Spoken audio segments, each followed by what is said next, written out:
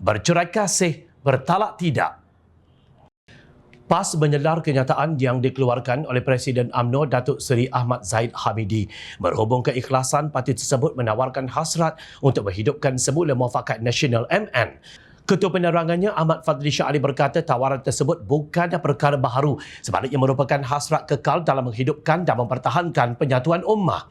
PAS tidak akan jemu membuka pintu untuk perpaduan ummah. Jika Presiden UMNO merasakan berbaloi untuk terus berada bersama Pakatan Harapan PH, teruskanlah. Buat masa sekarang, pergunakanlah antara satu sama lain sebelum ditolak oleh rakyat dalam pilihan raya yang akan datang, insya-Allah.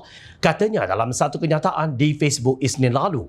Sebelum ini, seperti dilaporkan bernama, Ahmad Zahid menyifatkan saranan PAS supaya kerjasama antara kedua-dua parti melalui Muafakat Nasional dihidupkan semula sebagai tidak ikhlas. Kami tidak fikir mereka ikhlas dalam membuat tawaran itu kerana yang keluar dari MN bukan UMNO tetapi mereka. Mereka menikam kami dari belakang. Mereka lakukan kerana melebihi daripada apa yang kita setujukan. Saya tidak rasa mereka ikhlas dalam buat tawaran itu, katanya kepada pemberita. Sebelum ini, Mursyidul Ampas Datuk Hashim Jassin menzahirkan keyakinan kerjasama antara parti itu dan UMNO masih boleh dihidupkan kembali melalui MN. Untuk rekod, MN adalah kerjasama yang dibentuk pada 14 September 2019 susulan Himpunan Penyatuan Ummah.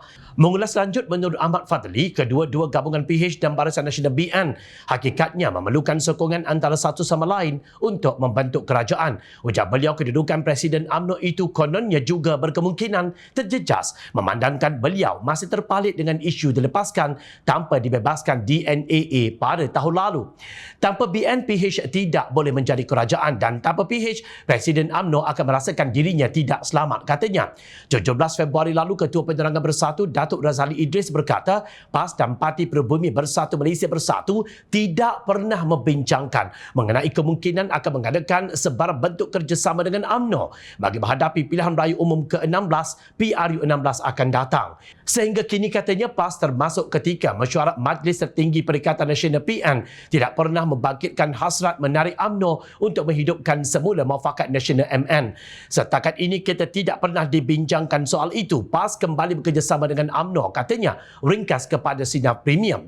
Razali bagaimanapun berkata sebarang keputusan muktamad mengenai kerjasama dengan mana-mana parti politik atau perkara dasar mestilah diputuskan secara kolektif bersama menerusi perbincangan antara pucuk pimpinan tertinggi Perikatan Nasional.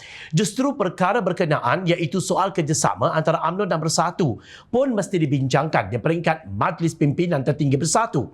Tetapi sehingga kini, parti belum terima apa-apa cadangan atau undangan untuk kerjasama dengan UMNO, ujarnya, sambil menegaskan perkara yang dibangkitkan Mursyidul Ampas menerusi media minggu lalu itu tidak pernah dibincangkan. Persoalan yang timbul ialah, benarkah PAS ikhlas dengan konsep penyatuan ummah yang kononnya sedang diusahakan ini, atau hanya sekadar bertukar kulit atau mencapai hasrat menjadi kerajaan sahaja?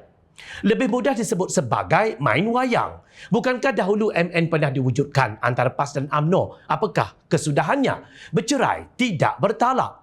Jelas, PAS hanya sekadar ingin mempergunakan UMNO demi meraih sokongan Melayu untuk mengejar kerusi empuk di Putrajaya sebagaimana mereka mempergunakan Bersatu.